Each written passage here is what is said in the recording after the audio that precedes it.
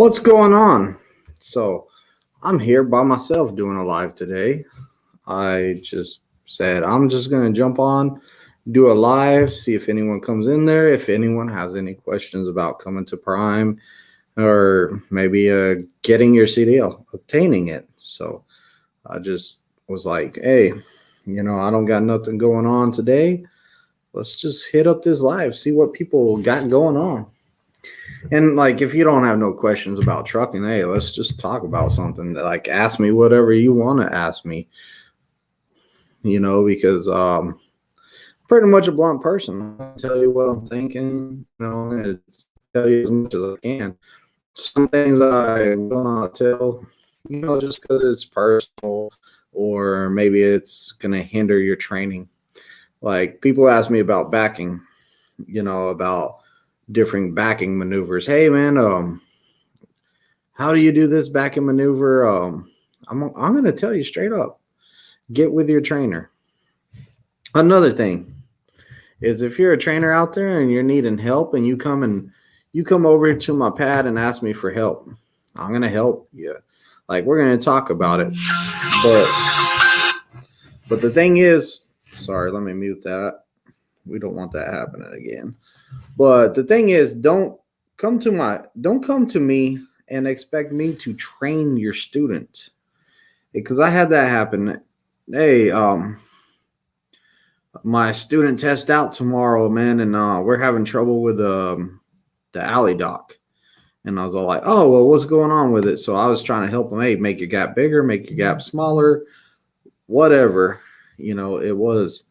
But the thing is, I'm not going to train your student. It's your job to train your student. So he was all, we were doing parallels at the time, and I was busy and I only had a few more minutes on my pad anyways. But he was all like, can my student jump in your truck and do those parallels with you? Can you teach them? No, you need to teach your student how to back. I will go and get your truck out there, get on a pad and try out what I told you. Hey, if he said in this side, try this out, try that out. But what I'm not going to do is I'm not going to train your student. And, I understand that you're new and you need help. Well, I'll tell you how to fix your problem and we can talk about it. But as for your student getting in my truck and working in my truck while taking away from my students' time, I can't do it. I love to help people, but I'm not willing to train your student for you. Like, you took on the role and the job to become an instructor. Like, let's do it. All right, let's see what this question is. What determines a student spending their entire PSD on the pad versus going on the road? Okay, so, y'all hear about these pad trainers. I'm going to tell you right now that I'm not a pad trainer. Now, you may view me as a pad trainer because you're going to be like, man, you're in Springfield a lot. I'm an over-the-road driver is what I am. And I'm also a PSD instructor. So, I'm not really on the pad. What's going to determine that is that you're going to just be assigned to a trainer. And he might be a guy like me that trains more than one, and you're going to stay in town. Or you might get that over-the-road driver that's going to, hey, we're going to go over the road. I'm going to teach you how to drive. I'm going to give you the experience you need. And then I'm going to get back and I'm going to start teaching you how to back and on the pad and stuff like that. And I'm going to get you ready for your test. Either way, you're still going to get your CDL. Some of the differences between the going over the road OTR, like not setting in Springfield and coming to the pad every day. Some of the advantages of going over the road is you get to see what it's like to live in a truck. You'll also get to see how it is to sleep in a truck stop, go to shippers, go to receivers, deliver those loads, see your trainer climb in the trailer, see what he does. It's a perfect experience to get to see all that. Now, the PSD part where you're on the pad, some of the advantages are that we can do a lot more in one day, and we can do a lot more backing work in one day. We can do a lot more driving in one day. Over the road, you do a lot of driving down interstate like all day long. Now, being at the Padmore, I have roads over there. I have an industrial area where if you're having problems turning right, we can make a lot of right turns. If you're having problems making a left, we have a lot of left turns. If you're having trouble on 2-lane roads, I got lots of 2-lane roads, lots of interstate, US highway. I have it all. Wherever you're struggling, I can focus on. Now, you're not going to get that experience of being in a truck stop, living on a truck, showering in a truck stop shower, stuff like that. You're not going to get the experience of that, but you're going to get you're going to get the experience of like, hey, what do I need to work on? So I always have people that feel like whenever they get with me and we're staying here, they're always like, man, I'm missing out. I am missing out because all my friends, they're over the road. They're learning like that, and they're getting more experience. And I'm over here just on the pad only, and I'm not getting as much experience. Realistically, every student I've taken over the road, every one of them, and there's been a lot. We lived in that truck and we went and did freight, and we ran all the freight and we did all that. When we came back, we still had to go on drives. We still had to go drive around town, make our right turns, make our left turns, all of that.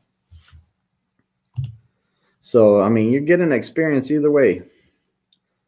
What maneuvers are hardest for students in your opinion? What maneuvers are harder? What maneuver is the hardest in my opinion?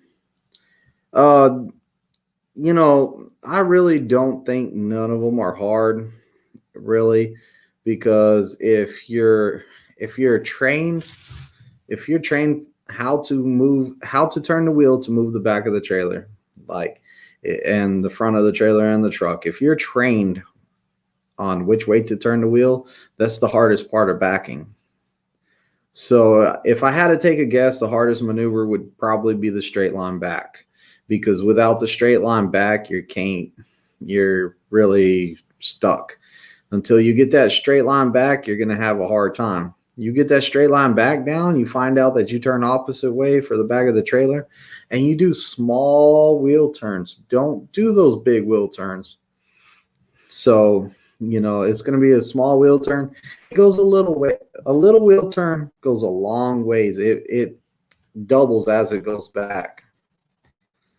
So in my opinion, it's probably going to be the straight line back. Next is going to be the parallel. The parallel is the hardest one in my opinion, and the only reason I say that is because it's only going to go in there if you're aiming 15 feet from the back of the box.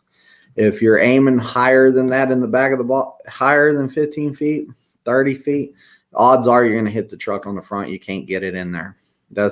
You have to be at that 15 feet mark. And you have to be more than, we'll say, 5 feet from the back of the box too. So you have to aim for that point where we're aiming higher up in the box to put it in there, but not over 15 feet. So, it's all they got cones out there, and that's pretty much, I'm telling you, the fourth cone, because that fourth cone is 15 feet from the back of the box. Thank you, sir. Do you have any idea what the failure/success rate for PSD is? I have no clue. That's charts that we never get to see. So, I tell you what, this year has been one of the worst years. Usually my trifecta rate is, if I had to guess, 95 to 96%. And this year I have a feeling that it's a lot lower, because this year I've been testing about 6-7 students a month, maybe more. And the thing is, I've been having one fail a month. Like, I'm being realistic here. I'm having one fail a month. So, and then October, I really didn't get to test no one out. And so far in November, I have tested out 0. I have everyone ready to test, but the test schedule is full for a while. So we're behind, or not behind, but the test schedule's full because we have so many people in here right now. It says, thank you. I learned and tested on a cab over, never driven a conventional. Oh, okay. So you already have your CDL. In your opinion, what is the hardest backing maneuver? Because you asked me, so what's yours? What's your opinion on the hardest backing maneuver? And are you thinking about coming over to Prime or, cab overs? I never got to drive a cab over, but I think those cab overs are sick. I think they look sick. I like how they look. I think that it would be cool to drive one. I might not like living in them because I heard that the drive shaft's in the middle and it's over the engine, and it's like, I've heard about how bad it was to drive them, but I think that they're awesome. I really do. I like how they look.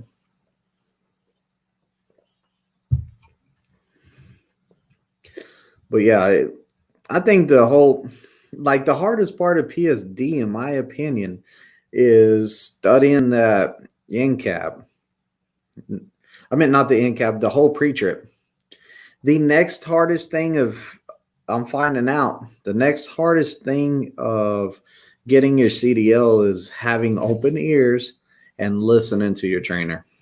I'm really, really starting to have big time problems with that here lately, is the ability to open your ears and listen to your trainer. So that's another thing. That's a whole other topic right there.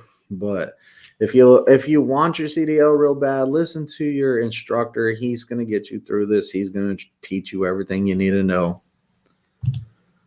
Oh, I retired from the fire department. Rolled like a log wagon, and having steer behind you was hard to adapt to. Oh, I imagine. Yeah, I imagine so. But hey, retired. Yeah, I've been wanting to do a video. Like, since you're bringing up retirement, I've been wanting to do a video. Like, I'm thinking about doing a video, but I don't know what all I should. I'm trying to put together a lot of stuff. But I was talking about doing some type of a retirement video. Hey, I've trained guys with 1 retirement, 2 retirements. I trained a guy with 3 retirements. He retired 3 times. And then he came out here for his next retirement. So I was thinking about putting out some kind of video about, hey, what's the advantages of coming out here driving a truck for another retirement, or just something to do because you don't want to sit in the house. I'm thinking about doing some type of video about that, because I get a lot of retired guys coming in and out of here, and I train them all, and they do great.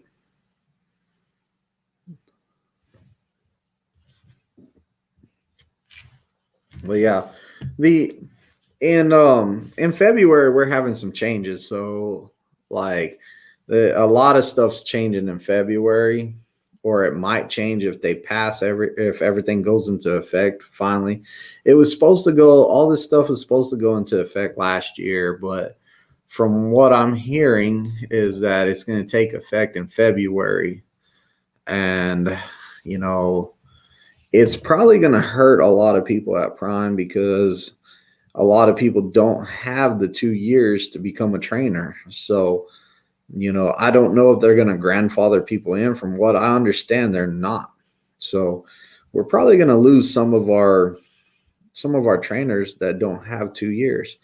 Now, I have more than 2 years. I have 5 years, and a lot of my peers out there, they have 5 years.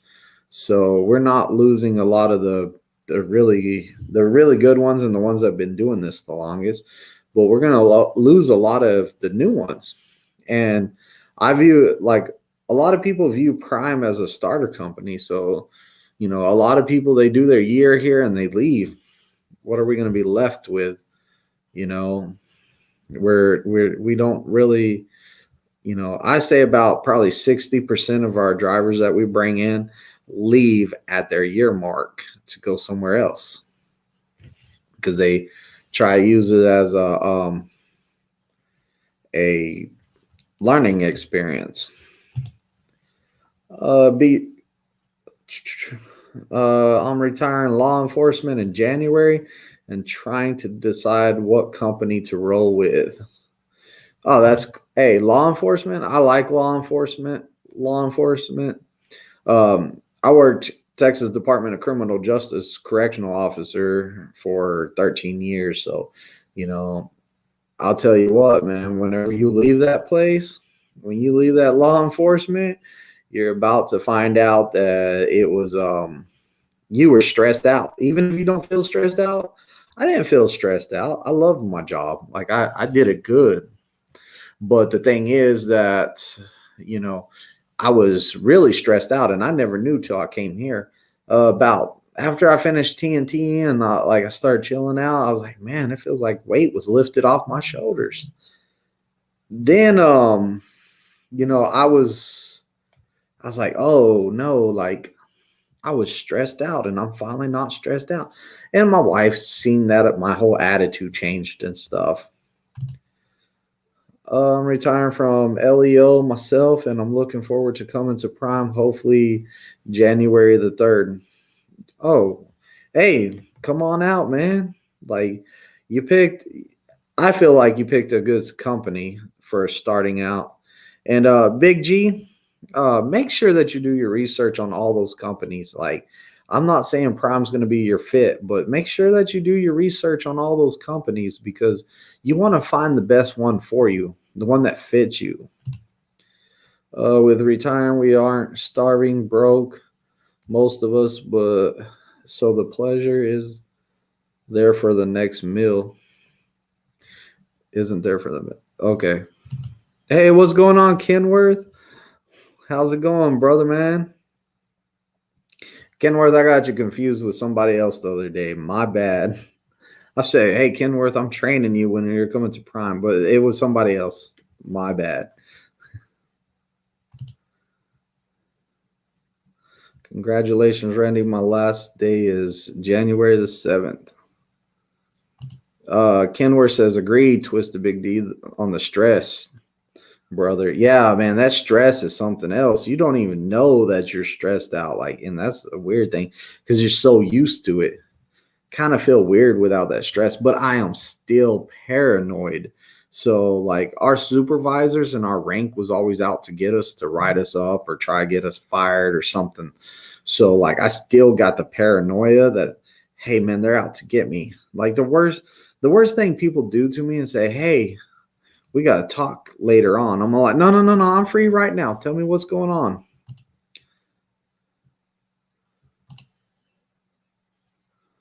Down TMC. And I got to narrow down TMC and ROEHI and Prime. I never even heard of the ROI. I don't even know what that stands. I never even heard of them. TMC I've heard of. I don't know too much about them. You know, I don't really do research on other companies because, like, they don't pertain to me. So, like, plus I would never, like, I do not want to shoot down another company. I let my student one time, he said, man, I'm going to quit Prime. He was about to upgrade. If he would have upgraded to his truck, I would have made $500. He was here. And he was going to upgrade the next day, but he was all like, hey, I'm going to this company. I'm going to quit and go to this company. You think I should? And I said, man, if it fits you, do your research. If it fits you. I knew that company wasn't good, but I was like, man, I'm not going to tell him that because he's going to think that I'm just trying to keep him here. And what if I did keep him here and he still was not happy at Prime? He would feel like I'm to blame. But I said, hey, do your research, man. I said, I haven't heard good things. He went over to that company, and then he calls me, and he's all like, man, dude, that company was horrible, like blah blah blah. He was complaining, he was mad, he wasn't making money. And I was all like, dude, I could have told you that.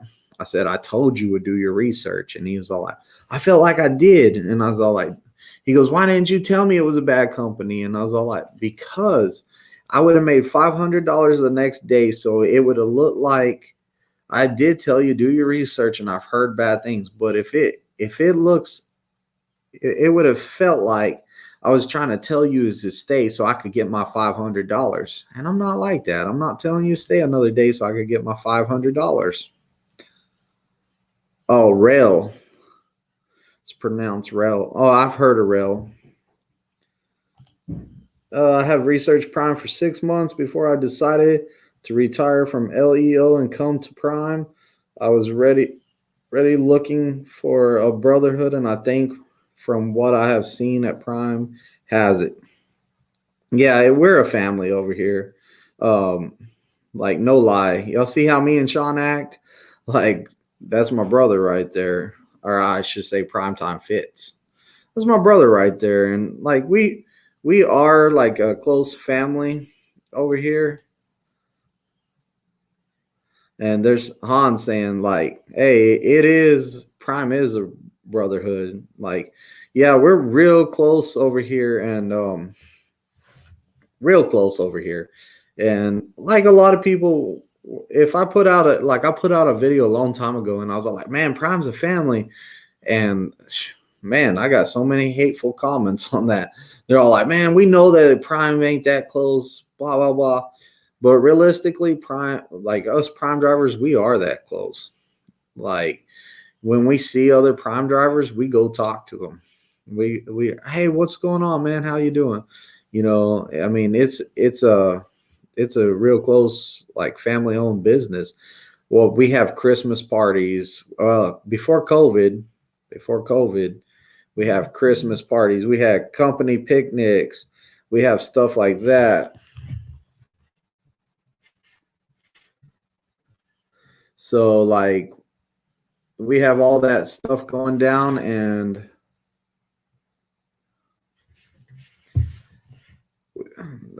somebody needs to get a hold of me.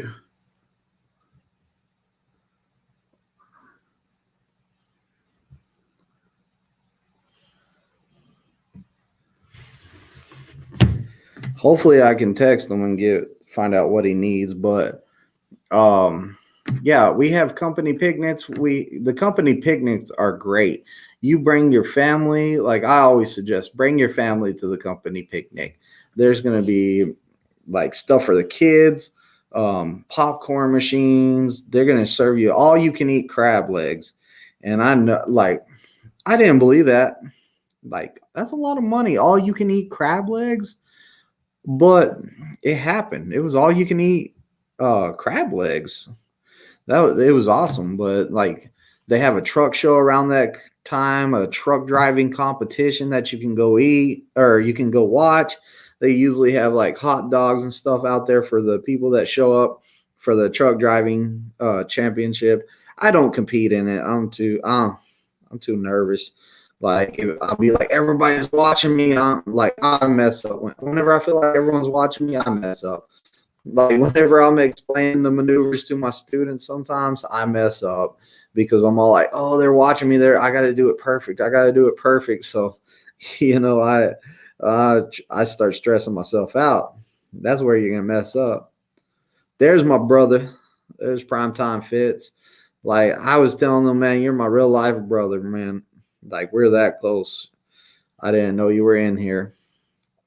But for reals, Primetime Fits is like a great friend of mine. He's like my brother. We are close. And haul truck drivers, not just one company. Yeah, trucking's even the other truckers out there from other companies, they're real close too. Kenworth Ryder says crab is not cheap. Oh, you love crab legs? Hey, the company picnics, all you can eat crab legs.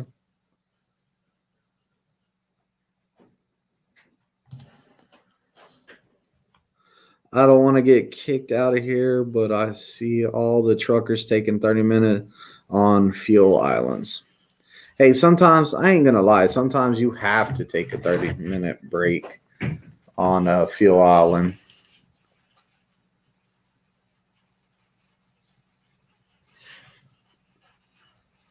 Like at the middle of the night when the truck stop is completely packed full, you're gonna have you got to do what you got to do. Sometimes you're gonna have to take a break in a fuel island. You know, those truck stops are packed. Sometimes just driving through there trying to find a spot, if you even wanted to attempt to back in there for a 30-minute break, you're gonna get stuck up in the truck stop because you're gonna run into a place where you can't get out of. So yeah, it is.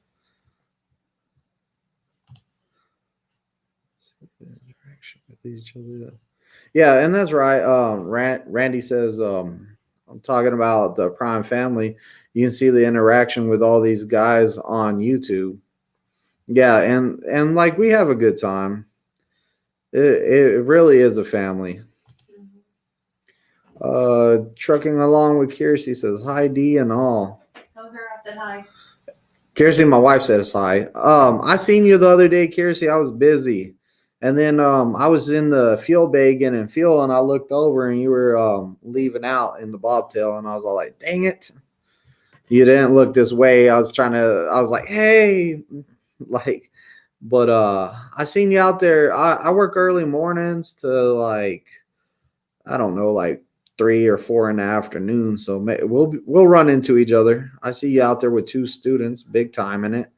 You know, it gets stressful, just so you know. Like right now, you're starting out. They're going to kind of give you like the kind of better students. But the more and more you get known, the more and more they're going to put the harder students with you. And that's what me and Primetime Fits are kind of doing, is the harder students.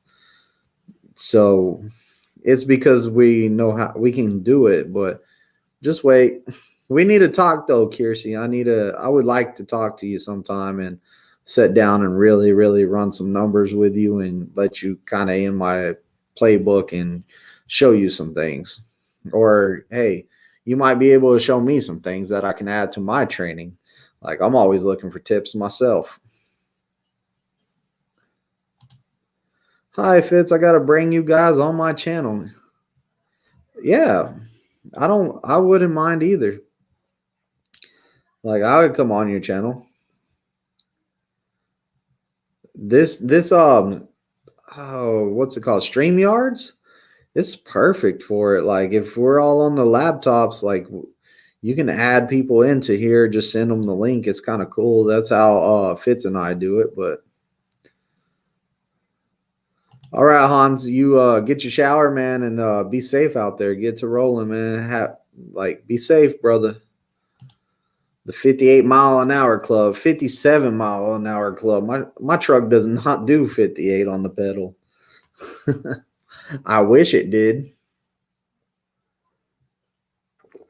But yeah, it doesn't. I got to get better at managing my time and doing more videos, because I'm kind of slacking on the video department. Look, this is my 3rd live this week, but on the video department, I'm kind of slacking it a little bit. Oh, Hans, I'm sorry to hear that. Oops, wrong one. Hans says, keep my mother in your prayers. She's battling cancer, so I'm heartbroken. Yeah, Hans, we'll keep you and your mother in our prayers, brother. Like, you need to get a load home, bro. It's time for you to take some home time. Like, man, get yourself home, brother. Oh, Kirsty, thanks for the $5 super chat. Big thanks for you for your help. Hey, I'm willing to help anytime. Anytime. I think at the beginning you missed it because I was talking about like I'm willing to help, but I'm not willing to train somebody's student. It was about something that happened earlier this week. On somebody wanted me to pretty much train their student, and I was like, nah, I will help you do that maneuver, but I'm not going to train your student. Most of the time, I tell the instructor, hey, send your student away, man. And I show them the maneuver. But I was running out of pad time, so I really didn't have that option. And I asked him when his pad time was. I was going to stay out till the afternoon and help him or whenever he had his pad time, but it didn't work out, unfortunately. But yeah, prayers for Hans. Oh, you're on your way home tonight. Hey, get there safely, brother. I know you're upset, and I know that you're going through some things, but try to clear out that mind before you drive. That way you keep focused behind that wheel, and be safe tonight out there.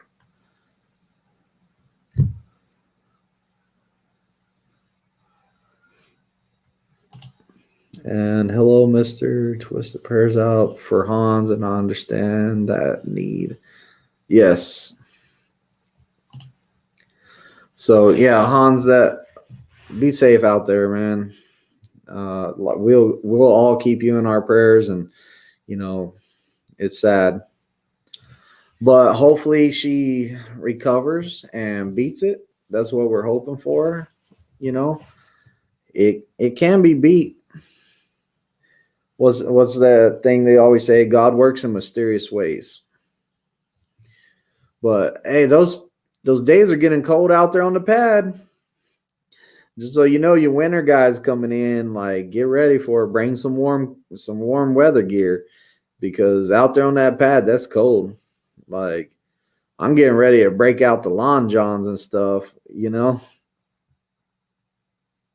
Oh, Hans, wow. Thank you for the super chat, man. That's the biggest super chat I ever got.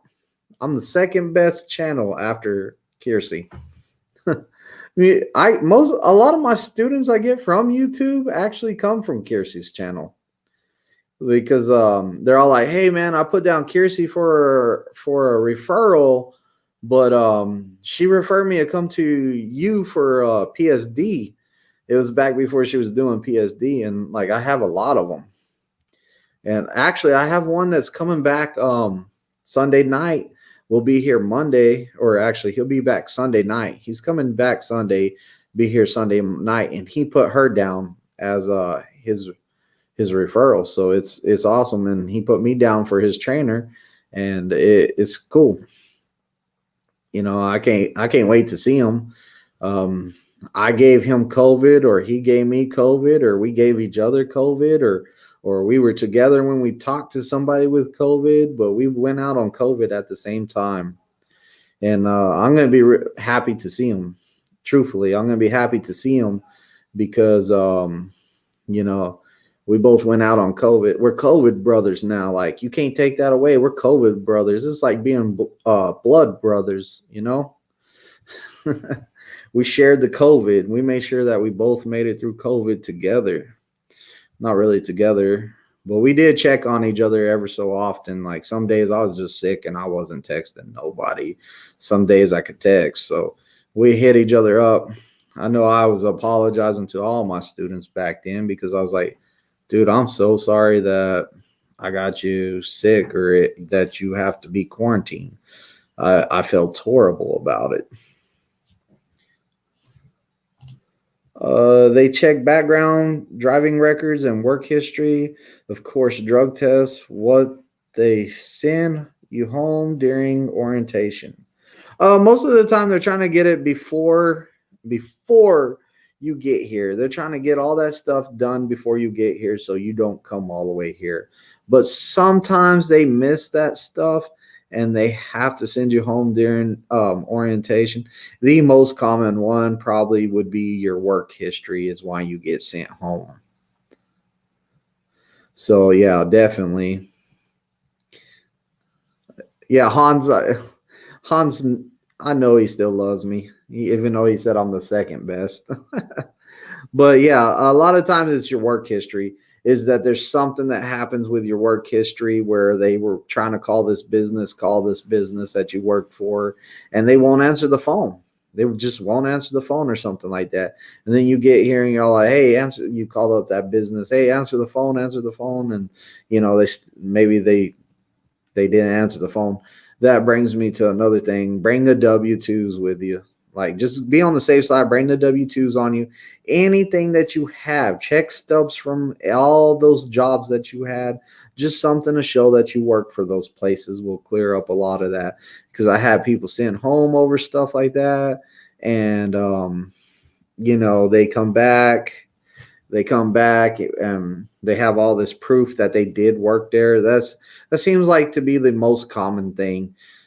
Also, like, I've seen people get sent home for coming here and popped up a random drug test on them. So every so often they'll do a random drug test, and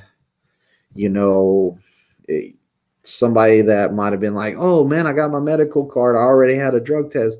They decided to have fun right before they left home. That's a mistake. Leave that stuff alone. Like, for reals. Leave that stuff alone. Like, there's no reason to risk it. Primetime fits. It was 27 degrees the other day and 25-mile-an-hour winds on the pad. Sorry you're not getting the referrals, LLL, but you get the PSD bonuses. Yeah, that's right. I don't mind it either.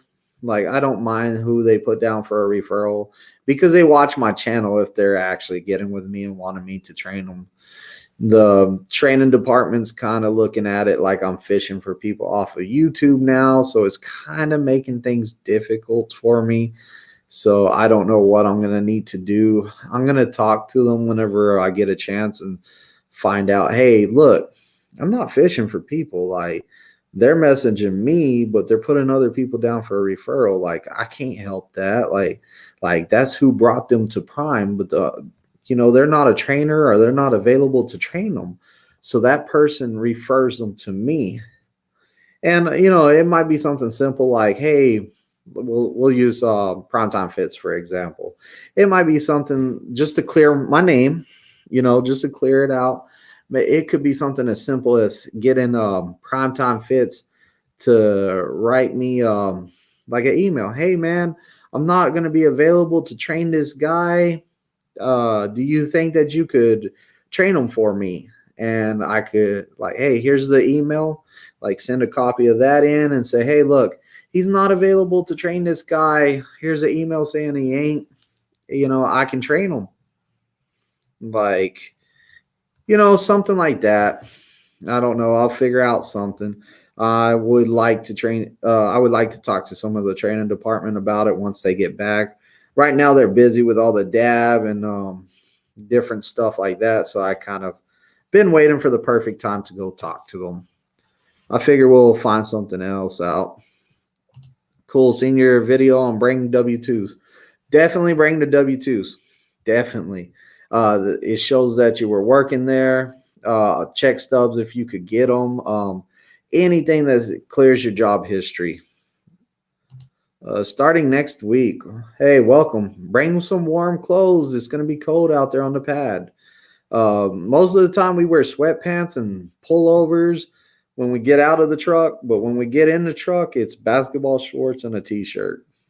Like, we're not out there to impress somebody. We want to be comfortable when we drive. So all those guys bringing all the jeans and, suiting up, it's really like, dress comfortable.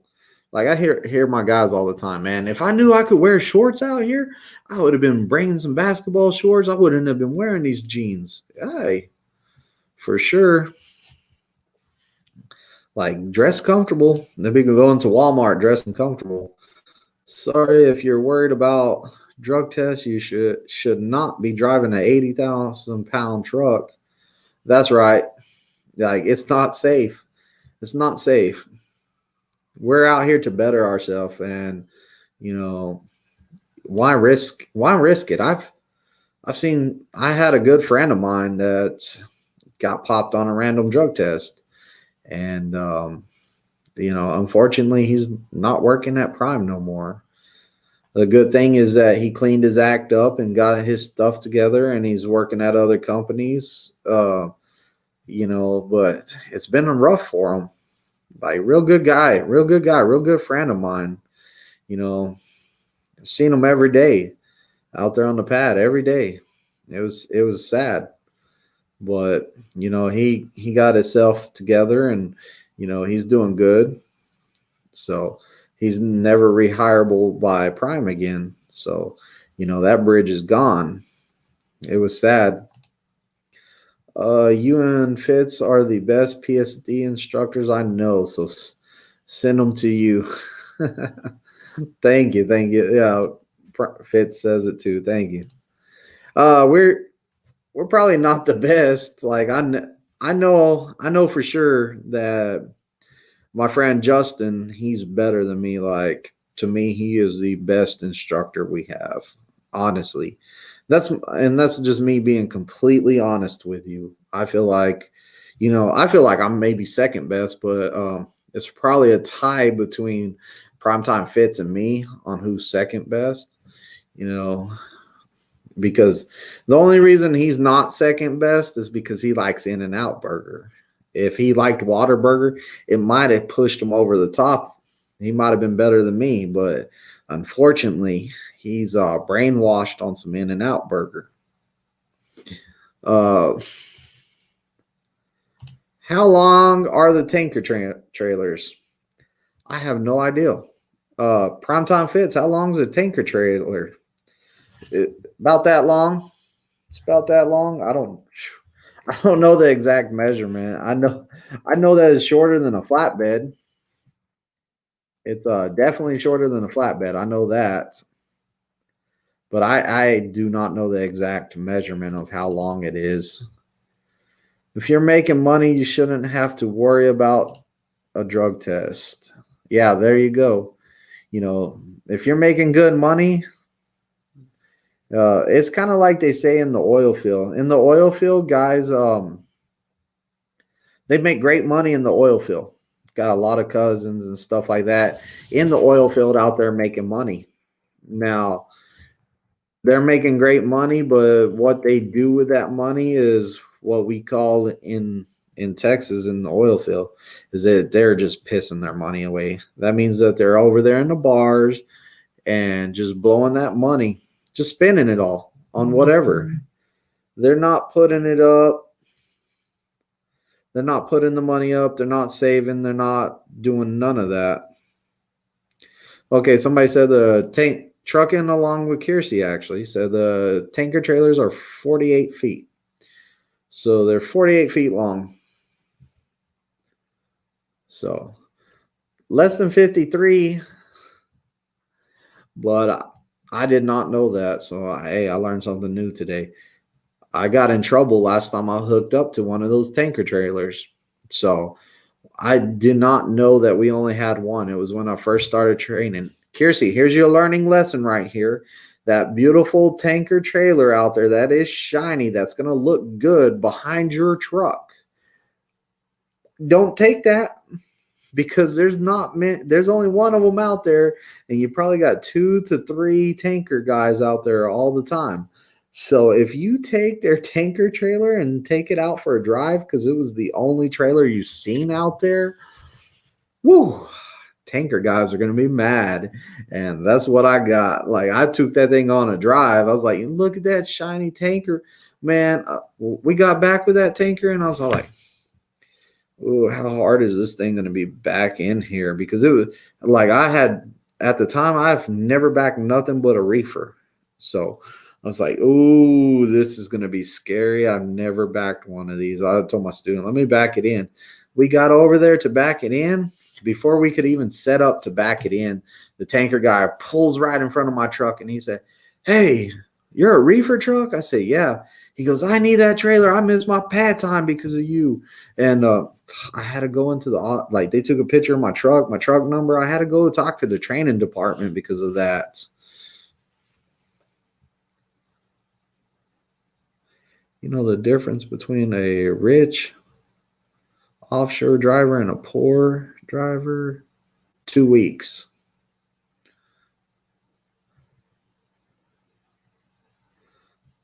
Yeah, oil fields, definitely going to the bars and the other place you said, like definitely. That's where they go and that's where their money's spent. You know, it is what it is. Like you make all that money and I guess they want to go party with it. Now, don't get me wrong, those oil field guys, they do make enough money to pay to put up some money, and they do know to put their money up because whenever they get fired from one job or fired or laid off or whatever, they have to have some money to pay their bills on when they go to the next job. So they have to save their money because they know that they're going to have to live off of it till they get to the next job. And, oil field also, like my goal was do a year at Prime and go drive oil field because they made awesome money. I felt like I was going to be home. I was going to be in Texas. It was going to be awesome money. Ends up that I wanted more job security. Now, the oil field, my buddies in the oil field said, man, the last people that get laid off, and is the truckers in the oil field. That's the last people that get laid off. And I was like, man, that sounds pretty good. Like I'm not going to get laid off because I'm a trucker, but if everyone else does, I'll still be able to move and get paid. Shoot, sounds like a dream for me, and they're making that much money.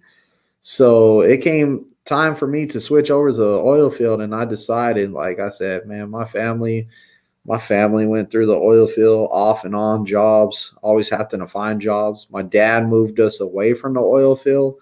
So because he used to tell me, I don't want you to grow up as oil field trash. So like he tried to get me out of the oil field. Here I am trying to go right back to it. So I ended up just going, staying here. And by then I was already training. So I kind of started seeing the money come in from that. And I was like, this is a different way of getting paid. I kind of like it. Kind of like how these checks are looking.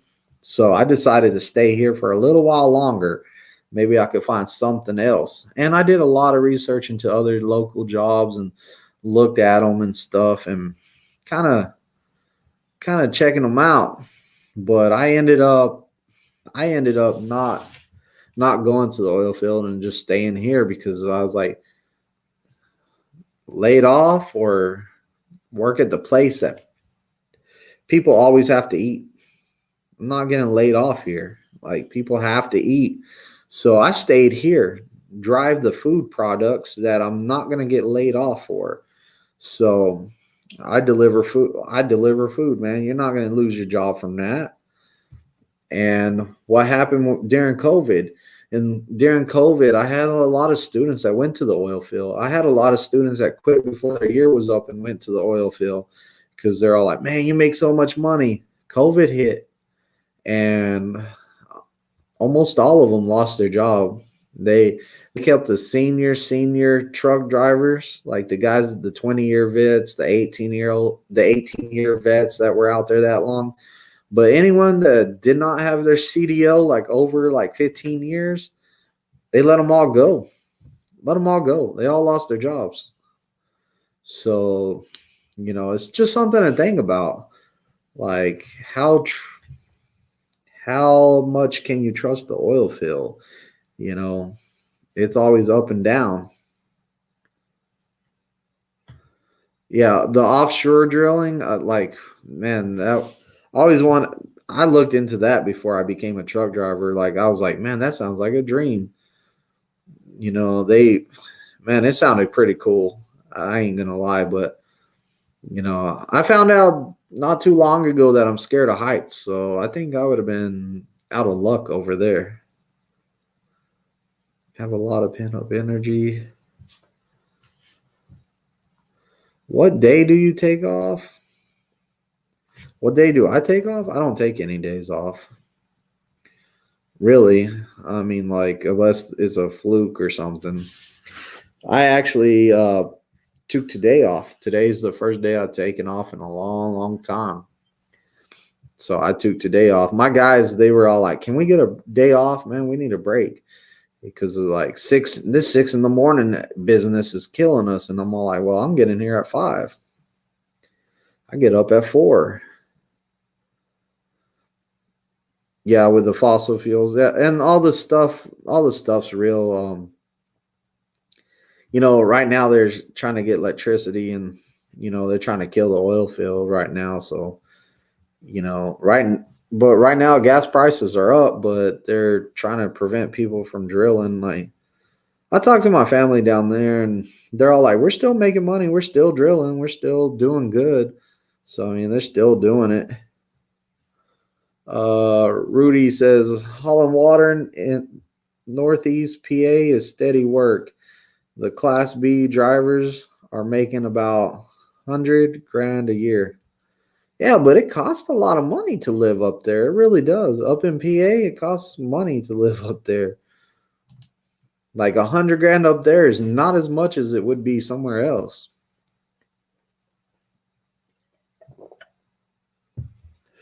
I don't know.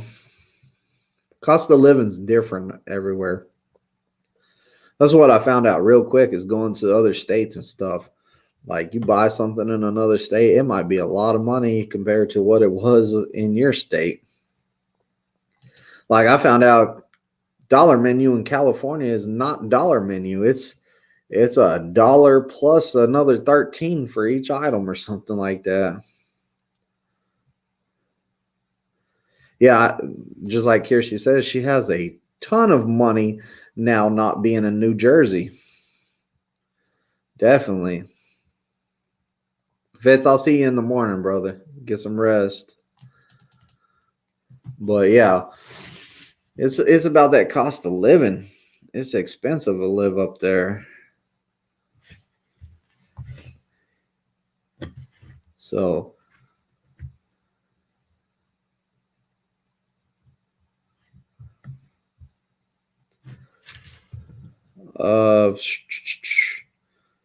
for $15 minimum wage. $15 minimum wage. What's our minimum wage here? It's probably about the same here, though. Minimum, or I don't know how much it is. I don't really pay attention to that. I don't like the minimum wage going up, I'll tell you that. Because the more the minimum wage goes up, the more the price of everything else goes up. And every time minimum wage goes up, I don't get a raise with the minimum wage.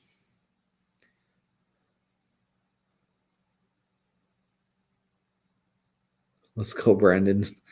It's pushing a shutdown. Another pipeline in Michigan. Fuel will be increased. Yeah, the fuel's going up. And hopefully Primetime Fitz can report to us about the fuel shortage in the Southwest. Because I'm hearing that there's a big shortage of fuel, and I'm seeing the signs on Facebook about how fuel is you can only get 60 gallons at that truck stop, and you got to drive up the road, get 60 more, and then 60 more. Like, you can't just fill up. And I've seen videos of a truck stop that said that they were completely out of fuel. It was like Tuesday or Wednesday. I seen that they weren't getting any fuel until like Saturday.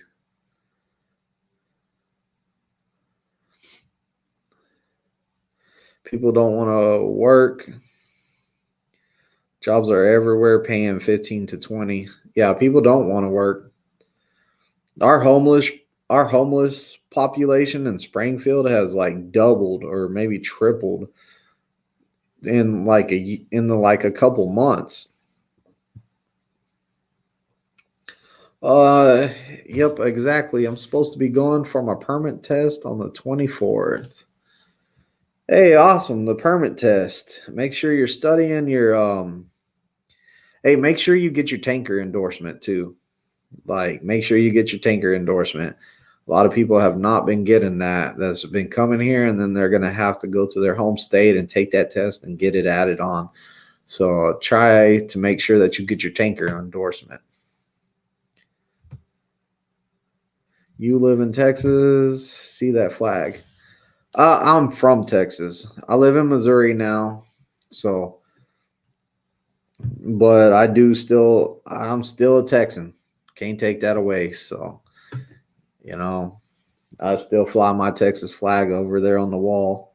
I was going to fly it in front of my house, but I kind of I didn't want it to be disrespectful. Like, people in Missouri be like, "Oh, you're flying a Texas flag in Missouri?"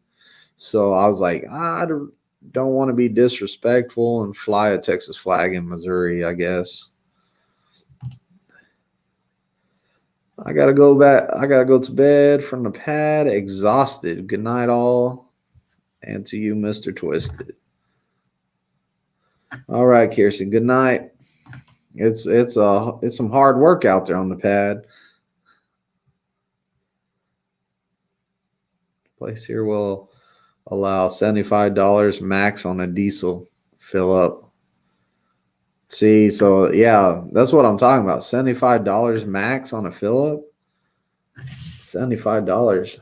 That's not much fuel. I don't know how much that is, but it's not much. Mobile, Alabama here. Mobile's my kryptonite, man. I have problem with any student I get from Mobile.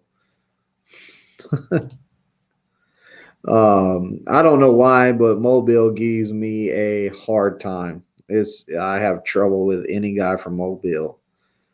It's a different place over there, and I can't understand. Like, Mobile, Alabama has some country accents over there. Like, they are thick and hard to understand. I love living in San Antonio. Lived in Missouri too, near Nevada, Missouri. I know where that is, but hey, San Antonio. I love San Antonio, man. It's nice. The River Walk and all that. Yeah, San Antonio is real nice. The Alamo, all that stuff. I always think it's funny because people are all like, "Remember the Alamo?" And I'm all like, we lost the Alamo. But hey, people fought till the end. So I mean, like, they didn't give it up without a fight, but like, it's kind of hard to remember something that we lost. I don't know. My thing is like, hey, we lost. Like, when we're saying, remember the Alamo. I could see if we fought it all day and all night and all day and all night, and like there was one guy left and he won, and like we won. Yeah, remember the Alamo and that little guy that won, whatever his name is, he's famous. But it happens.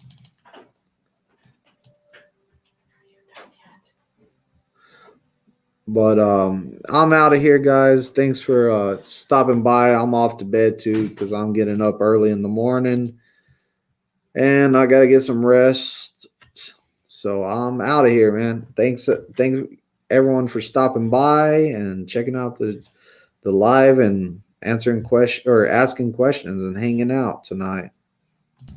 Like, comment, and subscribe. Ring the bell. Get my latest lives. Get my newest videos. Also, in the description, there's a link to fill out an application and get my recruiter. My recruiter's good. Don't forget to drop that referral code, COXDJO. Also, my phone number is 417-894-8098.